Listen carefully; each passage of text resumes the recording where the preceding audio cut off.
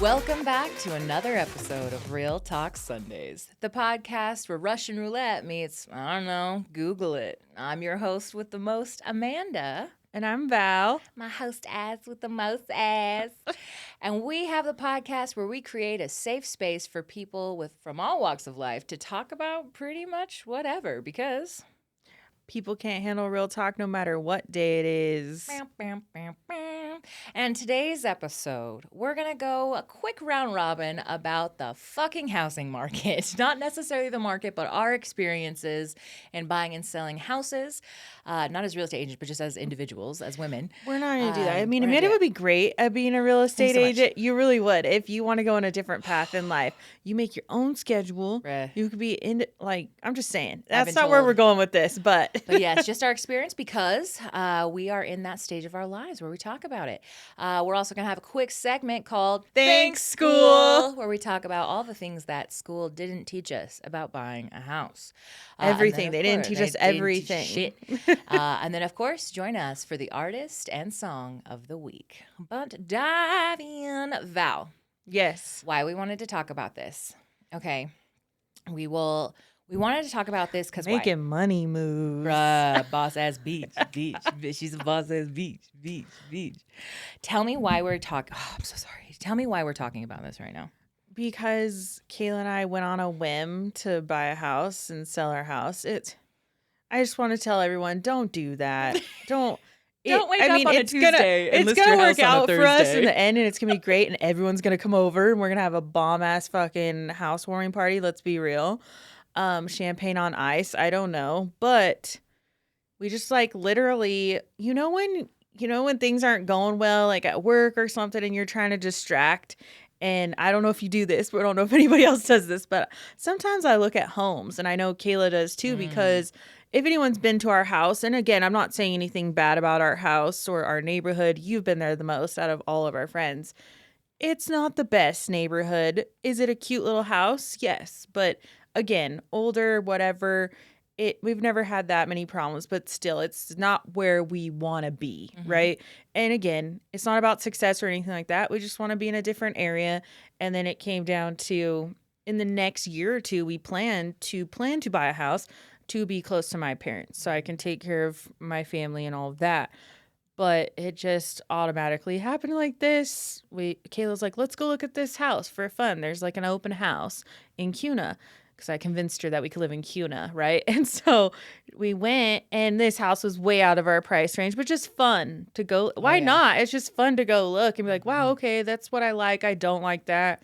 And moral of the story is she kept looking. I didn't. I was like, okay, cute. That was cute, right? She kept looking, found her dream home. I'm doing that in quotation marks. And we go to look at it the next weekend. And the realtor that met us there, you find them off. They just get alerted from Zillow. That's something that I don't think a lot of people know. It's an automated thing. So if you click, I want a tour on Zillow, it shoots out to whoever has the Zillow contract. Did you know that? I didn't. Okay. And so he was telling us he's never gotten a Zillow hit. A lead from Zillow? Because. And it closed. That's crazy. Because it's so fast. Once whoever whoever responds first gets it. And so he was like, I'm not gonna lie, I've never got one. And I was like, that's awesome. So happy you found us. And that will kind of tie into what you wanted to talk about picking a realtor, who should you pick a friend, whatever. So we don't know this guy. He's super funny. He's cool. And so when we went and saw the house, Kayla's like, this is it. With her ADHD hyperfixation. This is it. This is where we're moving. And I'm like, take a deep breath. We're still going to go look at another house, blah, blah, blah. So atypical of you. I know. And so he goes, so can I come see your guys' house today? And I was like, no, because it was not clean. I was like, no. And he goes, well, what about tomorrow? And I was like, yeah, I could clean my house by tomorrow. That's literally what was going through my head. Yeah, you can come over tomorrow. And so he came over, stayed for 2 hours. He's like, all right, well, if you guys really want to do this, blah, blah, blah, blah, blah, here's all this, and you're on your way, and we'll put the house on the market on Friday. And I'm like, hold your horses, dude. Kayla's like, fuck yeah. She's so stoked. And I'm over here that sounds like pure panic. That sounds like my hell. That you know how you talk about your health? That's my health. Personal hell. Yeah. Well, number one, that's literally we were talking about this too when I was over there. Getting married and buying a house, selling a house are two of the top 5 most stressful things you can do in a lifetime. And you're like, fuck it, pack it in 6 months. Let's go. I do. I take that house. And so I think, yeah, and we'll talk a lot about misconceptions when purchasing a house, but how was this different than your first time buying a house? Because when we first we bought it in 2017. You bought it earlier in the year. I bought it later. And we got both of our houses for under $200,000. Yes. Which in this market is fucking unheard of. It's never going to happen again. It's never going to happen again. I'll be at peace with that. We went different directions with the sales of our houses. And we'll definitely, we'll tap into a minute of where I'm at with my current. But with you, like, how is this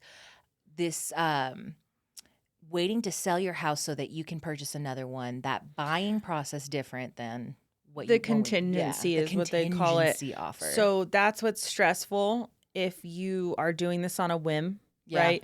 And you're rushing the process because the builder of the new house does not want to fuck with contingency because in his mind, I can sell this I got someone else interested. I can sell this to whoever I want. I want my money now. Yeah. He doesn't want to wait 60 days for a house to sell, right? Which I totally get, right? So the deal he made with us that we signed off on was you have 2 weeks to sell your house. 2 weeks. Yeah. That's like not okay. And even my parents were like, well, your house isn't going to sell in 2 weeks. Like people were not the vibes like, that we're looking for, chattering Dad. and stuff. And I'm like, you never know. And sure as shit, it sold in one day. It got an offer the day after it went on the market. So you guys were wrong. It's fine. But it's just luck. Let's be real. Like, your house took how many days to sell? Like, you were stressed about that. Girl, I put it on the market like 2 or 3 different times. That's what I'm saying. Like that. Yeah. That's why people are like, this is meant to be. It's just going so smooth. And I'm like, yeah, cross my fingers. But yeah, it's been crazy. But yeah, builders don't want to do that. When people are selling their home that really want, their home sold, like they'll do contingency stuff like that. But I get why builders don't want to. Yeah, I do. It's a unnecessarily liability. And right now, too, just with what's happening in the Treasure Valley and specifically in Kuna. Kuna's the new Brooklyn. I know. It is bursting at the seams, you know? Is. And the houses are nice. Yeah. They're nice. We got that Cali money. Yeah. We got Oregon's money. We got Washington State money flooding into the Treasure Valley. A lot of these guys have a lot of money and cash that we just don't have being here from the Treasure Valley, which is a bitch and a complaint from the locals, as well as it's inevitable. Like, you got to lean in. But ultimately, I think there's, yes, a lot of misconceptions, but the difference is, this contingency. So you have the stress on top of selling it, making sure that you're good there on the paper, making sure that you're, talking a little bit about your inspection, making sure that everything's up to date on your end. Yeah. And then you have, oh, fuck, now we got this other house. Okay, we got to do that inspection, but it's a brand new build, which is different than moving into something where you're the 3rd or 4th owner, right? Is it, though? I don't know. Never been. Is it? Because the house you purchased was an early 2000s, single level. 2001. Yeah, early 2000s, single level, starter home. Original HVAC. Yeah. Still got the original HVAC. It's in great shape, to be honest with you. The inspection came out great. I was like worried. You never know when a house is 23 years old. It's in great shape. They just got to fix the siding and some fire alarms and like a couple light fixtures. Are you kidding? Oh, I'm sorry. The garage trim. That's nothing. Like literally nothing. My new build has more problems than my house. Which is crazy. I 19 minor things, 19 moderate things, and then 1 safety hazard. That's crazy to me. Yeah. That doesn't that's like some of that's the little scuffs, that they say there's a scuff here, there's a hole here, or whatever, but there's some weird stuff that's not right. What was the safety feature? Because I think we cut out when we were talking about that. I think there was like a fire hazard with one of the doors. It's nothing crazy, but he has to put that as a safety. The biggest issue, because I sent it to Mel as well, and she said the biggest thing is the guest room tub. The guest bathroom tub is all fucked up. It's cracked. So, yeah, crazy, right? It's nutty. Like, and you just don't think that. I think what the misconception is, oh, new build, custom home, fuck yeah, right? And I felt like that too, yeah. There's stuff that's crooked. There's there's a lot of things that they got to fix before I get over there next Friday. Yeah. Well, and I remember when when I went to go purchase my home back in 2017. And I remember, mind you, I was 6.5, 7 months pregnant when we were going through you were escrow. like pulled the trigger, like, nope, we're gonna buy a house. Yeah, like, I remember we found out we were pregnant. We were still in that townhome. Or no, we had moved out of the townhome and we were staying. At your mom's No, our old lease, house. yeah, our lease was coming up, and it was like, shit, what are we gonna do? And we found out, and I remember I was shitting bricks, and he's like, why? You're like almost 30, and I was like, well, the house. I need to buy a house. I don't. Where the fuck that idea came from? You could have gotten an apartment with the money you had at that point. You could have got a nice apartment for you guys, but and it had to happen the way it happened for me did. to set up. So Yes. no regrets. No regrets. No yeah. regrets. But I remember I was like, well, we got to buy a house. I gotta sell my convertible. Like, we got to buy a house.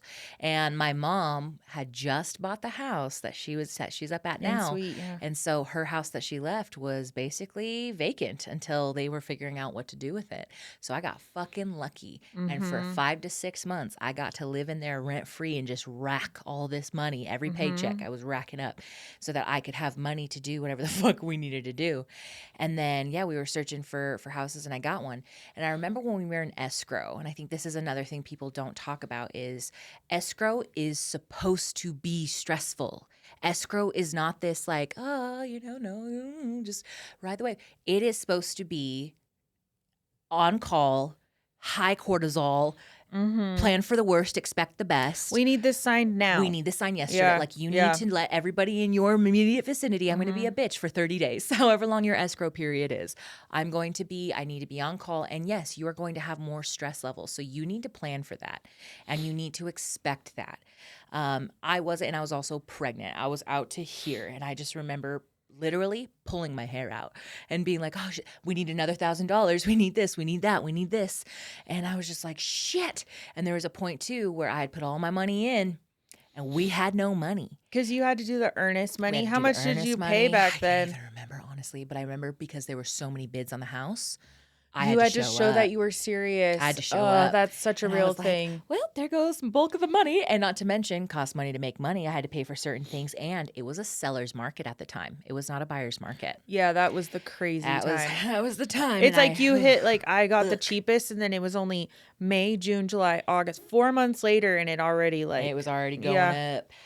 Which, quite frankly, I'm glad I bought when I did, because it was a little bit newer than your home, but also but same price range. I would think I was like $20,000 more than you, so we were in the same ballpark. How much did you pay? $187.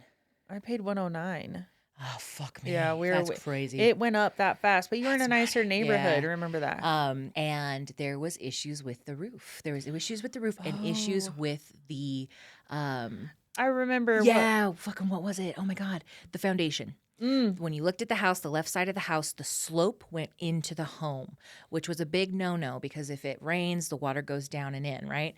And they also found something underneath the house that they needed to fix. And the owners were willing to fix what was underneath the house, but they were not willing to fix the things on the roof. And so you negotiated and that. I was to a point too where I was like, me and Brandon, I had no more money. I was tapped. And I was like, fuck it. They don't fix it, we're out. And I put my chips in, dude. I put all of them in. I was like, no, they're going to fix 100% of everything that came back wrong on the inspection. Because I don't have money to fix that roof. Like, I was like, fuck it. Like, we're burnt. So I might as well go all in. And I bluffed it, and they called it, and they fixed everything. They fixed everything. And I was like, oh shit, okay. I think you get lucky with that though, because with my house, remember the original fence? We asked for that to be fixed because it was shit. Yeah. And they said no. But I also couldn't negotiate things like that when I was getting a house for 109. Yeah. So they wanted 120 and I got it down to 109. So that negotiation that's where they get you. Yeah. They're like, oh yeah, we'll go down to 109, but we're not fixing anything. Yeah. I remember they fixed the bathroom fan. That's about it. There was like little things like that. But I was like, you know what? Okay, you're right. Yeah. Like, I'll take it. No, I bluffed it. We fucking got it. Good for you. We closed, dude. I remember being like, shit, there goes all that money, dude. It was crazy. It was like the most money I'd ever made in my career gone. Like, it was just over and over again, all that money gone. And I was so blessed that we bought the house that we bought because there was nothing wrong with it. It was a wonderful home for the years that it served us. It really Well, did. you have to pay the earnest money, and then you have to pay your inspection. And then we also picked up 50% of closing because it was, Ooh. we split it. That was the deal. Yeah, And so you I really took up, went hard on that. sure did. Because I was out bit. There was like 2 other, and that was like the umpteenth house we'd seen. We'd seen so many houses, and we were getting bought out left and right. We could not keep up on this. Crazy time, yeah. But yeah, that was a little bit more on mine. It's like, it was so stressful. I was fucking pregnant. Don't recommend. I also was doing it 100% by myself. Okay. Like my partner at the time, there was just no, he was a bigger liability. There was nothing he could do. There was no money there. There was no credit there. So I had to do it by my own. And I had a kick ass fucking job that I'd been working for 6 years. I made a lot of fucking money in sales. So it was a perfect storm for me to come in and be like, I want this house. My parents couldn't co-sign my loan. Like my mom just bought her own house in her 50s. This was the first house one, yeah. my mother ever put to her name, like solo dolo. And so it was really crazy, coming to where I was like, fuck, I got to do this by myself. And then I remember when I bought it, there was this sigh of relief, and then I had to deliver a baby. So there was really no moment of like, I fucking did that. And As a woman. And Yeah. we had to spend a moment and like remind you. And that was the thing too, is like, for those women who are listening, we literally could not have done this back even, what year is it? 80 to 100 years ago, which is crazy to think about. The line of credit that you need for this, the position and occupation, what you're getting paid, which we're still making 80-something cents to a man's dollar. And so the fact that you are also in a lesbian relationship with another woman in a conservative state, no less. That's crazy. I don't really think about those things, but yeah. You are stacked. Nuts. The odds are completely stacked No against kids, you. double income, no kids. You always say Yeah, that. double income, no kid money, that dink ass money. I know. People are like judging me. I feel like they're like, that's almost $500,000 home. And I'm like, what the fuck do you think? That's what they all cost now. That's that's literally just because I don't want a cookie cutter home. I don't want a home that looks like everybody else's home. And you've if worked I'm gonna your do fucking it, ass off if I'm for gonna it. leave my shit, I'm gonna have a glow up little upgrade, And it has costed you guys, don't get me wrong. Yeah. Like the peace of mind alone from just, your job and staying at a job consecutively. Kayla as well. Yeah. Kayla's had to grow the fuck up. Yep. And really step into her womanhood in order to be a partner to you, to show up on paper. She now owns this too. Yeah, it's pretty cool. So it's a big fucking deal, dude. But that was the thing that I was like, oh my God, I didn't have time to celebrate and, slap myself on the back because I had to go bring a baby into the world real fast, hold my fucking beer. Let me go this baby out.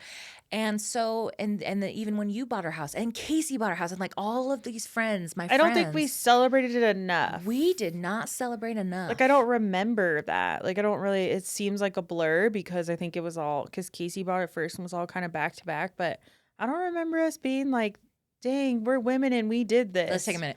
Woo!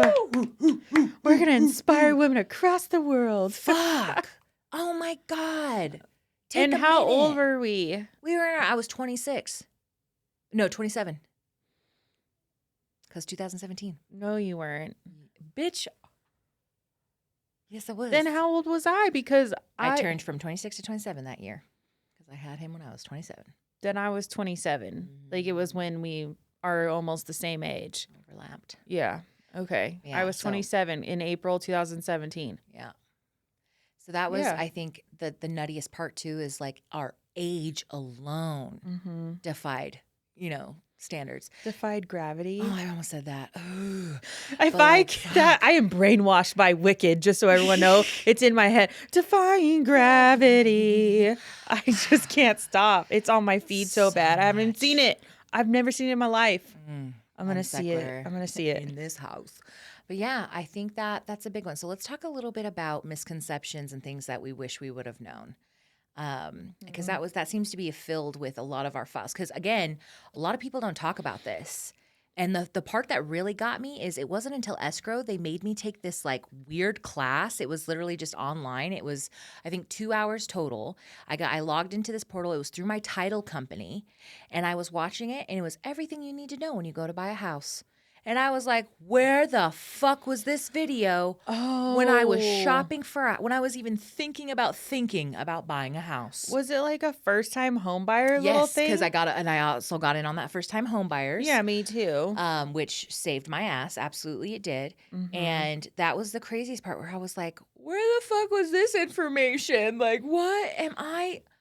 Damn, I should have known this. So I think not a misconception, but something that people don't know. And again, we are not real estate agents. We are not real estate our agents. own We're not experience. financial advisors. This is literally just is what we know. The FHA loan, the first time home buyer. That's what everyone goes for because you don't have to put the 20% down, Yep. right? So that saves you. And also 20% means you it. don't have to do an additional insurance, basically. You're not as big of a liability when you put 20% down. But that's what I was going to say is the FHA loan, you have to have the extra insurance. So mind you, they always say, don't worry. You can always refi and take that off and switch to a conventional loan. Mm. That is completely a fact. Absolutely. But when you're someone like me who doesn't have a good credit score and got into debt, in that time frame, I never got that off. Same. So my mortgage was so low. That means it could have been even lower. It could have been in the 800s because of that. But I couldn't, credit cards, man. Mine thing too is I tried to refi several times. The first time I went to get my credit was not there. It wouldn't have helped me. And then I got behind in my mortgage when I had remember Dahlia. that. I got fucking But buried. I did refi, but I couldn't get to the conventional loan because my credit wasn't good enough. Yeah. That's crazy.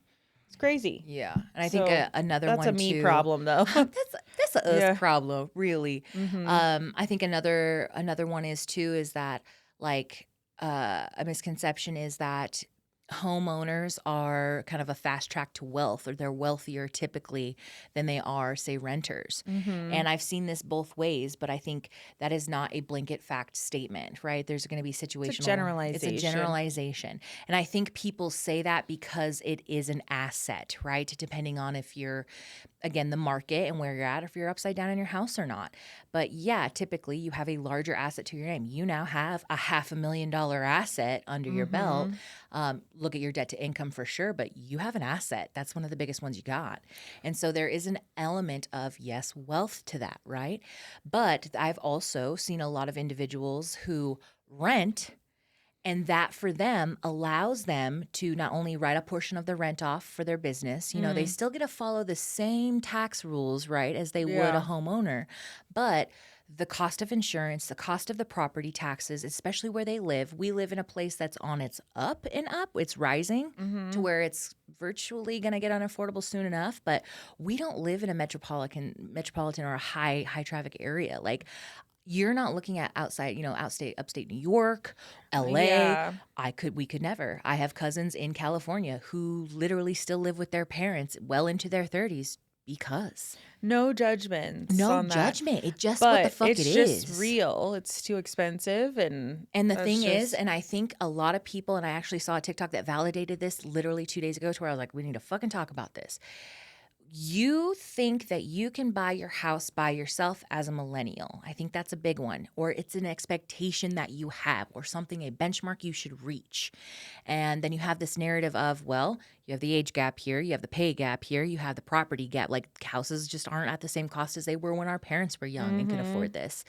And not to mention, a bulk of us women are single. Like, it is what it is. But if you think that you can buy a house today, real time, without one, having an asset already under your belt, or two, without help, you're out of your mind. It's just not what's going to happen. You need help. And a majority of the people out there who are in our age group have done, the only reason that they've been able to purchase a house is because they got in the market where it was literally 7 to 10 years ago, or two, they've had family be able to help them, whether it was co-signing that loan or giving you a big chunk of fucking money to borrow, okay? That's just what it is. And so this guilt and shame that you have when you're mid-30s, single, can't get a house because of your credit, because you don't have enough money saved, because you haven't worked at that job long enough, and that comes over you, and you're like, gosh, if I just got a house, I think it would solve my problems. I would stop throwing money away. I would stop this. It's a complete misconception. I think it's a misnomer, and I think it's honestly a reframe that is needed. Don't get me wrong. I think now that I rent versus what I was paying in mortgage, yeah, my fucking mortgage was $1,100. My rent right now is $1,600, right? But I don't have to worry about shit, and like that for me was a trade off.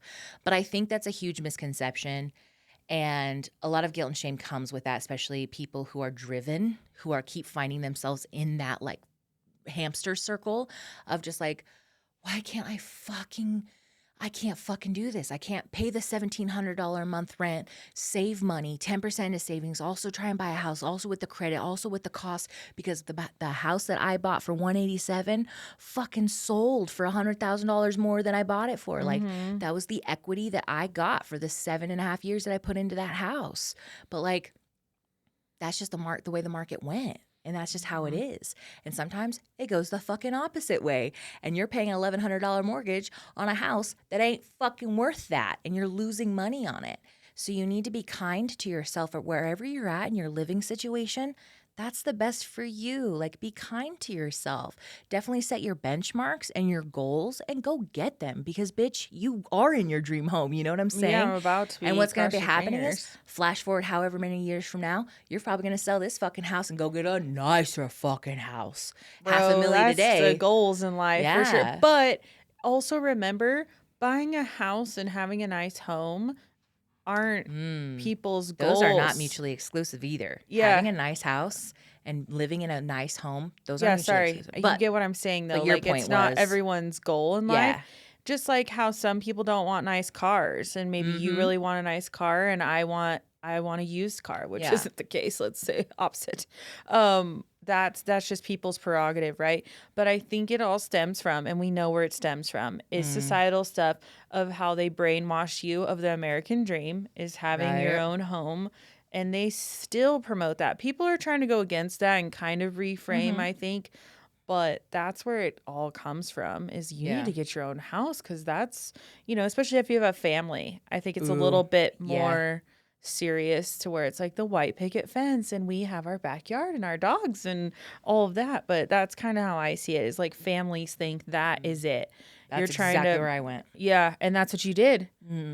It's almost like I didn't see any other option. It was the craziest shit. Well, my kids have to have a home. My baby Gotta has have a to. You backyard. thought you were just going to have one. Yeah. I have a dog, for Christ's sakes. Yeah. Like, I need a backyard. I do think that though apartments with dogs, I don't know how Yeah, people do that. me More either. power to you. I'll tell you right now, it's not fun for your neighbor. Yeah. So, those my neighbors who have the fucking dog. Yeah, you. That's who I'm talking to. Fuck. Not to mention too, you get like a strip of grass and it's all just like bleach spot with fucking dog piss. I mean, it's not their fault, but it's just like I couldn't do that personally. Yeah. So we talked about a few debunkers. Yeah. I think the other ones are too. Is that another reason why millennials can't buy home is like how underwater we are with student loan debt. So let it be known here. You can have tens of thousands of dollars in student loan debt. This is what I found out. I found out two Get at things. One, I have $30,000 of school loan debt, and I can still get this home. So do not let that discourage you. That's again, bring that to the segment that's next. Is thanks for teaching us that, Yeah, because fuck. I really was worried. I was like, wait, can I? Right? But then I should have thought I had that when I got my first house, but it's so far ago, like I can't remember. But you can have that. You can also have thousands of dollars of credit card That was another debt, one that as well. A common misconception is you think you gotta have like perfect credit or fucking good ass credit. No, you don't. Yeah, as long as your salary combats it, right? So yeah, you can have both those and buy a home for sure. But they actually put in there in the little thing that you sign, they put what you plan to do with your money. Yep. And it says like, oh, Valerie's going to pay off her credit cards, not student loans. Like that's known because I asked the lender, I said, hey, do you pay off student loans? And it's like, like you probably shouldn't because it's such a low payment. Why? Why would I? It doesn't make any. I'm not you throwing never 30K. I'm not giving 30K to the government. Are you kidding me? That's where I draw the line.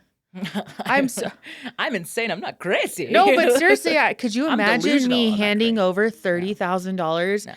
No. I handed over a $10,000 and I felt guilt ridden. No. Not Girls, doing like, I it. shouldn't have even paid that, but Yeah. I think that's a big one, is to not let that deter you. But you just got it. This is, at the end of the day, it's chess, not checkers. So if if your credit score is low, if you do have a high debt to income, but you're fucking making money at your job, like, you need to be able to, you got to set the house up, right?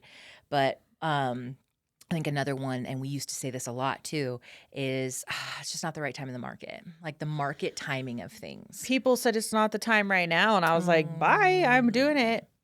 How many times have we been told that? And even when I went to go sell my house, I had to list it several different times.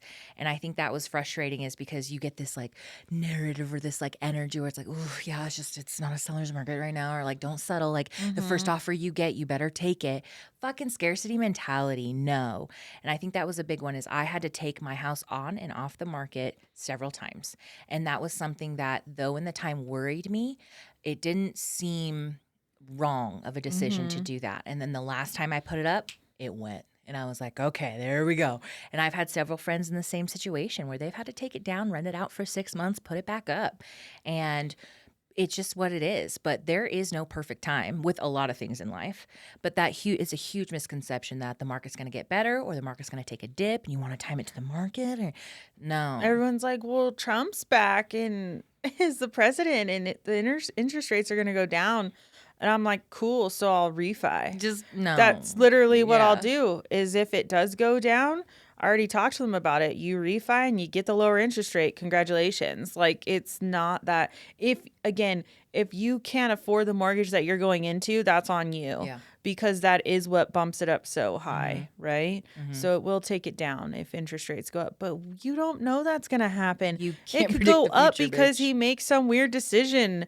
It could go down. I don't doubt that it could, but it could go up because something weird could happen. Again, I'm not Yeah. going to predict what could happen, but something weird could happen with all the money around here. I don't know. China, I don't know, something Fuck. weird. I'm just saying, like, I don't know and I don't care. You know Yeah. I don't. Let's not But it's get just into like, that. don't hold your breath for the market, Yeah. because you can't control that, but you can absolutely control yourself and pivot. And I will tell you, there will be enough hurdles put in your way where you're like, fuck, dude, this doesn't, no matter how hard I try, we can't seem to get in on this deal or close this deal or list this. Then it's not the right time, baby. You got to take it out and try again. And that's the thing too. There has been little to no resistance in this transition. This is what you're supposed to be doing. This is exactly how it was supposed to happen It's with scary, your house. dude. And I It just want to just- do a shout out to my best friend Amanda, because I would not be getting this house without her, because, like we said, don't buy a house on a whim. Because I'm irresponsible with my money and it when they behooves say you. when they say, okay, you have to bring a check for $3,000 for the earnest money, and I'm like, first he said, how much can you pay? Because you need to show you're serious. And I said, what do you mean? How much can I pay? Like, The checkings and the savings. he with the first said move. 4,000, and I was like, dude, I can't pull 4,000 for sure. And so I just want to thank my best friend Amanda for getting me in my dream home. You're welcome. So, but yeah, but seriously though, not everyone has that. I'm so privileged. I really am. Let's be real. Very blessed. So I'm super stoked though. It's Very, gonna be very great. blessed. It's been going way too smooth. Knock on wood. Dude, I'm serious. And there was another one too. Newly built homes are maintenance free. No, there's No. still ongoing costs with that. And honestly, for me too, because the house hadn't settled in yet, you're gonna get a lot of those over the next 3 to 5 years. If it's a quality build, not so much, but you're still gonna get what you get. You know what I mean? So there's still that misnomer that like, oh, I don't have to do anything because it's a brand new house. Like, no, babes, I you really did absolutely think will. that, to be honest. They don't teach you that. No. And I think another one that was basically that a home inspection is mandatory. It's highly For a recommended. new build. For a brand new build. Yeah. But I was purchasing because I think I was the third change of hands for my home. And I remember it was almost like they were the buyer or the seller took the responsibility of that inspection, right? But I had to pay for the secondary inspection because I wanted to make sure that everything got done. So I paid for a second inspection to come in after they had fixed everything. Oh. And I didn't have to do that. And honestly, I didn't have the money to. But I was like, what's a couple $100? I think it was like $175 or something to have it done again. And I didn't have to do that, but I didn't have to have an inspection done at all. Well, inspections are way more expensive than that now. Showing It my was age. $500 for Holy the new house. balls. Yeah. Damn. He's good though. Read the reviews. Read the reviews. This guy is good. So I think that's another one too that we need to talk about is relationships within this transaction. Okay. Because number one, your real estate agent is your fucking beacon of light, dude. If you don't have an open communication pathway with your real estate agent, and honestly, that's why we were like, let's bring a real estate agent on here. I don't need your pitch, dude. Okay. You need to pick an agent that sits well with you. Now, if that is a family member, but you can have authentic communication, you can call them on their shit, they can call you on your shit, and you're not going to get resentful or frustrated when they're calling you like, we need this paper signed, girl. You said you were going to be here. Then fine, go with a family member. I don't like to fuck with family and money just because my family's weird with money. But the first time I went with a real estate agent who was referred to me by a friend, and I stuck with her, even though there was a couple of things that I was like, that seems off, but I don't know what I don't know. Cat. She doesn't even fucking sell houses anymore, dude. She's on to her next fucking adventure. Oh, gotcha. But somebody referred me to her, but she was warm, she was inviting, and she hustled. That was the thing, is she hustled. And she gave me all of the feel-good treatment, and she picked up on my cues when I was like, this is nice. She's like, oh, you fucking hate it. Okay, got it. Like, and so she was able to get closer and closer to my mark and stay within my budget, but she was not the most experienced. I think I was like the third house that she had ever sold. Oh, yeah, it's pretty green. Right? And so there was a couple of times, sure, where I could have gone with a different agent, but it all worked out. It was what it was. When I went to sell it, though, I went through quite a few different real estate agents. And that was the first time that I truly felt that I was advocating for myself. If you hired a real estate agent that you don't fucking like, you need to cut it. And don't fucking feel bad. Do it respectfully and have a respectful conversation. I'm not moving forward with you anymore because I, quite frankly, don't like the way you do business. Don't like the way I'm not white gloved, or I found a better option. Period. You don't need anything additional to that. Cut it. Because they are a link to your sanity during this entire transaction. Yeah, and I feel bad because one of my, it wasn't my referral, it was my parents' referral. And that same real estate agent sold Nico's house just a few weeks ago. And it's just like, I just don't quite understand. But I didn't choose them. That's not my cup of tea. Sometimes personalities But again, not don't my mesh. cup of tea, but worked for them. Yeah. Right, which is great, cool. But And again, that's it's a very big one. Yeah. And for when I sold it, I went with this guy who came highly recommended from a group of people, and he had great reviews. Yeah. But he wasn't it. And I remember too, one of my open houses, I sat down the fucking block because I had a feeling this motherfucker wasn't showing up. And Brandon was like, this fool's not showing up, dude. Yeah. And he said that he was out of town, but got a different team to cover his open house, which happens. I park adjacent to my fucking house, and I'm sitting there. And that open house is supposed to start at noon, 12, 12:10, 12:15, 12:25. They pull up at 12, fucking almost 12:30. They pull up, and it's a team of two. They didn't put out any signs. They just kind of went in, spruced it all up, right? No cookies, no nothing. And I sat there, and they left fucking early because we stayed in the neighborhood. We pulled back up, and they left about 45 minutes before the open house was done. I am starting to think that that's just real estate agents. I was and I'm going like- to tell you why. Because my real estate agent was late to my open house. At least he communicated it. Yeah. Fuck. And I think he ended it early too. But I just think it's people, man. Like, I don't know. It was weird. I was pissed, dude. And I Yeah. got there. We were all like run crazy staging it. He didn't help. He just sat there and he was like, what's your Wi-Fi password? And me and the women in my life were like staging and fixing things and doing stuff, unnecessary repairs we were doing. And he was just like, had some pamphlets out. And I was like, this ain't right. And my guts were like, bro, he ain't it. Cut him. He ain't it. So then I got a referral to another woman who had previously helped sell some of our friends' homes. I went with her. The vibe was okay. She was a professional businesswoman. She was showing up. And then I was having a yard sale, and I got approached by my current, the one that actually did sell my house, Engel and Vogel. And they came up and they said, we're real estate agents. We're a husband-wife team. We have a buyer who would love this house. And I was like, yeah. And they had literally just put the sign in my yard. I hadn't even signed papers, like letters of intent with my agent yet. And she was like, what if I take 1% off of the commission price and because I represent the buyer, he would represent you as the seller. And we take off a percentage because we're representing both sides. What say you about it? And I was like, fucking deal. Like, 1% off Yeah. of, $250,000 vanilla. Like, I'll take that, sure. So I took it and I called Carlette and I was like, hey girl, can you do 5% commission? And she goes, I'm not in, what'd she say? Oh my God. What is it? I'm not into, I couldn't remember. It was a backhanded way of basically saying I don't do discount real estate. And I was like, that's not what I asked. I'm not asking you to cut me a discount. I'm saying, can you do it for 5%? And she was like, no. I was like, all right, then I got to cut you. She's like, I'll come get my sign tomorrow. And I mean, I haven't seen from her since, but also the reason why I didn't really like her, she wasn't white gloving me. She didn't make me feel special. Like, you're putting $250,000 home on the market for a family of 4. Like, I want to feel a little bit of love. Like, yes, I know it's a transaction and you probably have many of those going on. And these guys, Engel and Vogel, were selling high-end real estate. Like, I was looking at them, I was like, these guys sell $1 million homes and yachts. Like, why are they selling mine? Because they wanted to. They had a fucking buyer. And they came in, they gave me a basket. They brought gifts for my children. They sat in my fucking living room for 2 hours and shot the shit with me. Yeah, and got see, to know me. that's what happened when he came over to our house. So that's how I knew. They gave a fuck. When you spend that long unpaid, that's how you know. They gave a fuck. And they showed up every time, and she had everything on lock.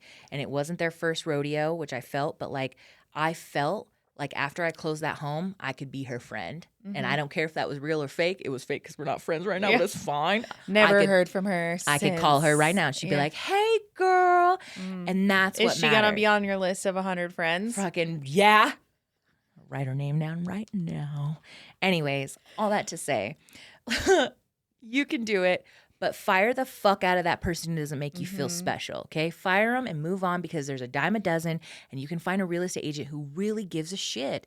And the real estate agent's relationship with the title company fucking matters. Because when I bought my house the first time, she was such a green, brand new real estate agent. She did not have a good relationship with the title company. Yeah. And it was a fucking nightmare through escrow. It was an absolute nightmare. And I was like, why? I feel like we should have known this information. I feel like we should have this. I feel like you guys should be communicating. And so that comes with experience. But also when you have a real estate agent who's like, I know how Title I works. Absolutely. This is what I'm going to ask for. This is what we're going to do. It's that level of confidence where you're like, oh, thank God. Okay. Because that should be one less thing you worry about. You shouldn't have to worry about your title company, and for they God's have to sakes. call so many people, and they have to talk to the builder, talk to the title. Like, it's just a lot. And having a real estate agent. You have to be organized, man. I'll tell you that. And that's why I'm not a real estate agent. And I like to micromanage, so I keep apologizing. I'm like, dude, I just got a plan.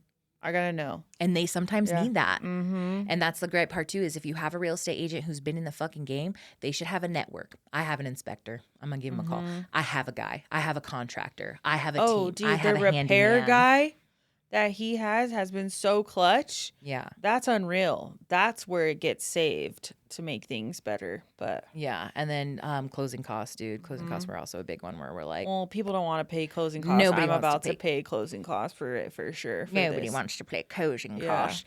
But don't let the market fucking scare you, dude. If you want it, go get it. And that's the best part. And I think moving in and kind of, rounding out is our segment. Thanks, school. School don't teach you about shit. My first one is, thanks, school, for not teaching me about credit and like how to actually use credit. In fact, I'm very abusive with credit. I was abusive. You used to be abusive with credit. And not understanding how to utilize credit so that way in the future I could actually sit down at a table and have good credit and make good moves for myself. Thank you, school. Appreciate Thank you, school. Thanks. I want to say thanks, school, for not teaching me how to write a check. Thanks, school, for teaching me how to write one, but not how to balance it. I don't remember being taught how to write one. I just learned how to write a check probably about 4 years ago. That's crazy. Yeah. That's crazy. I'm Can just I saying. Venmo you? And then we were making fun of, at brunch the other day, we were making fun of a bitch who was cutting to somebody a check. We were making fun of Big Al. She was whipping out. We were like, what the fuck is that? She's like, it's a check. Oh my God, that's funny. Why are you writing a check? She's a real estate agent, ironically. Is she? She's fucking hilarious. I didn't know that. But that was the crazy part. But I think another thanks, school, is, quite honestly, is not understanding the process of buying a house at all, which is one of the biggest, ironically, it is one of the pinnacles of the American dream. And you're in the fucking American school system, and we don't talk about this. I got a little bit of a They spoonful of don't it want in you to college. know. That's why. Well, of course. Let us not get started on Okay, I'm that. just saying. But thanks, school, for not even teaching me how to acquire the American dream of owning my own home. Appreciate it. Live, laugh, love. Appreciate it. Love it. Love. Fuck. It's live it, love it, dream it. Live it, love it, dream it. Live it, love it, dream it in my new home. Thanks school for, yeah, I don't know, not teaching you how to pay bills would be, I mean, you talked about balance a checkbook, but not teaching you how to pay bills. Like, you got to have a utilities. You mean all the things. I don't know. I don't know. Oh my God. Taxes. How about not to do your taxes? Did I steal your next one? No. Oh, how about teaching you how to do your taxes? Thanks school. Fuck y'all on the fucking taxes. Taxes is a big one, man. I have no clue. Taxes. I still feel like we don't understand taxes. Well, we don't. We know how to do Real Talk Sundays taxes. So I'd have a thanks, lady school. tell me how to do our own taxes. And how, wait, you don't mean that's not a write-off? What do you mean that's not a write-off? Wait, Amanda can't write off shit? Only I can? Thanks, school. Appreciate you. Another one too, and I think it's ironic, is the very school that doesn't teach me how to use my credit and debt to income ratio is also the very school that you got to pay $30,000 to go to, and that you have to pay off for the rest of your life. Yep. So thank you for the student loan debt on not teaching me how to manage debt. Thanks, school. All this to say, thank you so much. And I am so proud of you. I'm so proud of you. And I can't wait to party hardy. Get it? Can't wait to party hardy Yingling. We're like 11 days away. We're moving in. That's fucking nutty. Are you going to help me move? I didn't know I helped you. I know I didn't help you move very well. You didn't. I came and cleaned that one time. For like less than 3 hours you did, yeah. See, you're holding that against me. Do I move people? Mm-mm. I had to move my sister. That was hard. That was crazy. I was like, oh, my nail is like, you show up for I got voluntold that I would be there. But no, of course I'll be there. I don't need to do any heavy lifting. I just want help like unpacking. It's one of the many purposes I serve is to help people move. My encanto. Because you're so strong. It's a gift. My dad's like, well, isn't Amanda going to help? She's so strong. And I was like, I'm not asking her to help move. I didn't help her. That's what I told my dad. Got a gun case. What's the best friend for if she can't help you lift your gun case? You Oh know what I'm my saying? gosh. Your gun's safe. But no, I'm proud of you. And I think it's important for all the listeners out there. Like ask the people in your lives their do's and don'ts. Like definitely do your research, your due diligence, right? But don't ever wait for a perfect time because it's never going to be fucking perfect. Follow your heart. Follow your heart. And your gut. Mm-hmm. In every aspect, in every relationship, like including those business transactions. Because y'all, the thing that you don't understand is they are getting 6% commission, typically 3 to the seller, 3 to the buyer agent, right? Yeah. So combined 6%.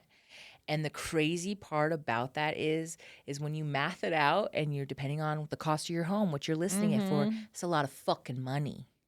So they need to work and they need to show up for you and they need to communicate. And if they ain't it, you need to cut them. And if your realtor doesn't offer to help you with anything, they aren't Red flag. Yeah, That's like, a let me get those repairs for you. I got that. That's called making you feel I'll pick that up. Or it's like, hey, I'm going to come up like, an hour early and just help set everything up.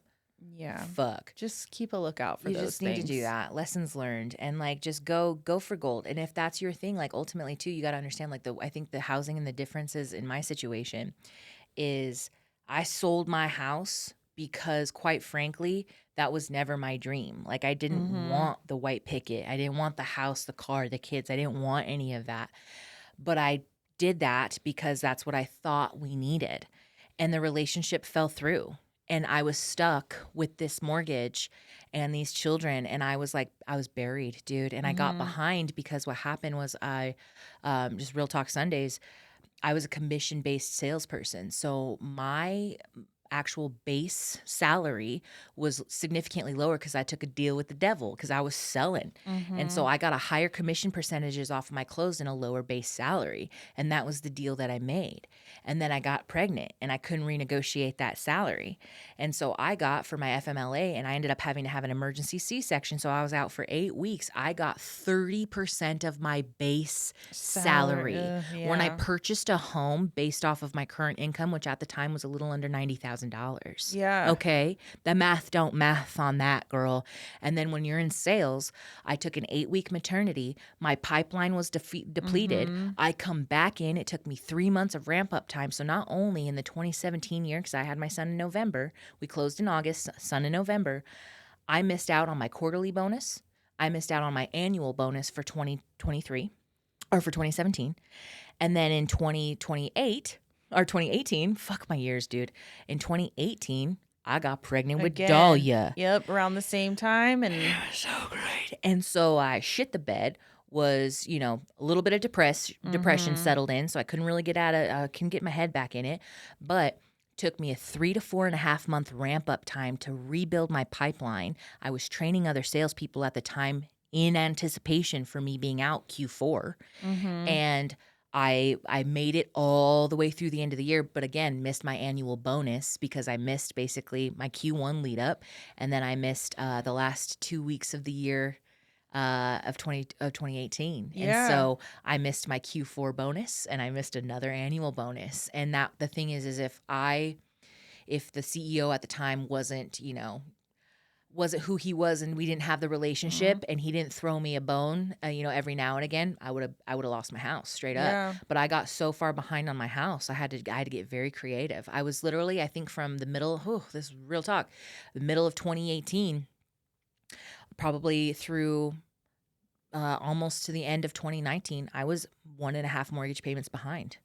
Constantly trying to catch up, constantly trying. And then I would get 2 behind. And then I'd get 1 up. And then I'd get a bonus. And then I'd catch up. And then something would happen. And it was just this whole fucking dance. And they kept banking all the interest that I owed from those missed payments and those fees. And they tacked them on to the end, basically, of my loan. But I couldn't fucking catch up. And that was graping my fucking credit. Talk about missed payments on a mortgage, girl. Then what happens? You start missing payments on your car because you're like, fuck, do I do this $317 car payment? Or do I fucking buy groceries and insurance? You know, what do I? So now you're in the fucking game and you're just fucking tossing shit. And I'm just like, fuck this house. And then something breaks. The garage door breaks, leaking the fucking shit. And thank God we didn't get too many of those. But I remember when shit started to break a little bit here and there, I was like, I'm fucking done. I'm fucking done with this man and I'm fucking done with this house. I was going to say, it's and more everyone to that. Was like, we love this house. Then you pay for it. Yeah. You pay for it. You love this house so much, you pay for it. It was great for what it served. So I sold that house. It took me a while too, and I was getting worried towards the end because time was a-ticking. And I was like, I don't have enough time. I need to get out of this house. We end up selling the house for well over asking. I got my fucking chunk of change out of it. Thank God. Everything went smooth. I gave out money to those who I needed to give money. I paid off all my fucking debt and I went nomadic for a year, dude. Yeah. I was homeless, but I had money and I still have money. I squirreled away some money that builds on its own because I can't touch it and I still can't touch it. I got another 10 days before I can touch a bulk of money. And thank God I did put that money away because I'm me. Yeah. And that money has continually served my friends, served my family, and served everybody in my community. I've done great things with that money. No regrets. Like a year later, I have a fraction of it, and I'm okay with that. That's fine. And so you have an apartment now. I have an apartment. You know, and the plan was to go into a tiny home, and I found more people in that tiny home community that led me to more monolithic dome home with non-traditional building materials, and that's where I'm keeping it. That is my goal board. I'm waiting for 3 acres of land. I'm manifesting, and I'm going to build me a fucking monolithic dome home, and it's going to be great. Whether it's in this city, state, okay. Whether it's in this country, I don't know yet, but I'm gonna find me a chunk of land and I'm going to build on it, and it's going to be a beautiful home that I love. And I've done that with the money that I made decisions with because it was my fucking money to do so with. And so I think that's big. It's your life. And everybody in my fucking don't sell the house, man. Don't sell the house. bitch, I'm drowning. Like, I'm out of this house. Yeah, but renting is so, I mean, how much is your mortgage? $1,100 and I'm paying $1,600. Don't fucking care. Get me out. I don't got to mow the lawn. The fucking passive aggressive HOA little fucking, just so you know, you can't park your trailer out here for longer than a day. What? Fuck Bitch, HOA what? in a bad neighborhood. Like, I'm over it. You know what I mean? There's all these little things that are so stress free now. I don't have to find that every day. I'm like, that was the best decision I ever made. Yeah. Everyone misses that house but me. And that comes with guilt, but I'm good with that. I made peace with that, God, so I'm good. But don't tell people what to do. You know what I mean? When it comes to that, offer your advice. If it's unsolicited, that should come with a spoonful of like, go fuck yourself, because everybody in their own money and their own journey with their own housing. And like, there has to be more resources for single moms and also single dads. I've noticed like there needs to be more resources, but there is a lot out there for people who are trying to buy your house, and you can get very, very creative. Thank you for letting me go on my rant. I'm no longer homeless. Thank you so much. I'm You not have a as cute rich, apartment, and but you're gonna host our holiday party host for a our holiday friends. party. It's gonna be, did we Very lock excited. that date in? It's No. coming up. I Yeah. need to know. that's what you're supposed to help me Okay. with. I Okay. just show up. I throw a good fucking So party. I'm hosting it, really, but at your house. Got it. Indubitably. You'll do the baking. You will do all of the baking, and I will, and the hosting and all of that. So, but yeah, wrapping out this episode. Any last thoughts before we go into the artisan song of the week? Fuck HOA. Fuck Sorry, HOA. I'm still on that. They threatened to put a lien on my house. Fuck those guys. For like $100, dude. That shit's They crazy. can suck a dick. You wanna know how many liens got put on my house while I How lived there? many? 3. Oh, For like You're so 75. risky. One was like 75, one was like 150. And then there was one time too where we had cheap ass HOA fees, but I just fucking didn't pay it. I kept I forgetting. did that before too. And they kept when they we were were like, broke. we will put a lien on Yeah, your they fucking threaten house that. if Oh, you don't they pay your do though. fucking They fees." really do it. And I was like, bet. And they were like, okay. So I did. They I am did. only saying fuck HOA on my house currently. The new house, we have a community pool. I'm happy with it. It's hard too, because I remember I told him, I was like, I don't want an HOA and I don't want, something. I was like, I fucking an HOA. But she kept showing me houses that weren't in HOAs. And I was like, this neighborhood is not a vibe. And she's like, that's no I'm HOA. having a baby. I can't live in this neighborhood. This is unsafe. There are graffiti everywhere. Like, who's this HOA? But I like well-kept lawns. I like shit buttoned up. That comes at a cost. That comes with accountability. It's called an HOA. So, Yep. But yes, I think ultimately, do what you want. Good luck in this housing market. Do your research and don't hold your breath for it, because it is what it is. Artist and song of the week. This is an interesting one that be curated off the cuff here. It's called Some Changes, and it seems to fit. It's by artist Cuffing Season. I don't have a long rant because I wanted to just leave it open for interpretation. But this artist, honestly, very small following, very interesting sound. It is a vibey sound, but the reason why it's on par and on theme is because it just comes with some changes. And sometimes selling a house is bittersweet. Sometimes it's a fucking come up, and sometimes it's a foreclosure, which happens. Almost happened to me. No judgments. No judgments, here. bro. It's hard. It's hard out here, bro. And I feel that in my core. I have never felt more in tune with being a broke ass bitch than I did when I owned a house, man. Fuck. I don't miss those days at all. The level of anxiety and stress, dude, it literally is like, it's overwhelming. So I just kudos to all you women out there who have done it, who are still doing it, who are going to continue to do it. Lift up your fellow women if you can. Use a female real estate agent if you can. Like, do it. Think about that. You're not a woman's woman. It's fine. You're lesbian. It's fine. You're doing enough woman's work. You're fine. But like, be proud of yourself. Take that moment and truly do. Because once after this, that's the crazy part. You're already like, I'm going to decorate it. I need to make sure it's great. Oh my God, bitch. I already got my Christmas light guy over there. It's not even my house yet. Can you go measure that? I need my Christmas lights up. Send me a bill. He Send me a did. bill. I'm happy to pay for that, but not a fucking HOA lien. Fuck them, because it's the principle. For real, it is. Real.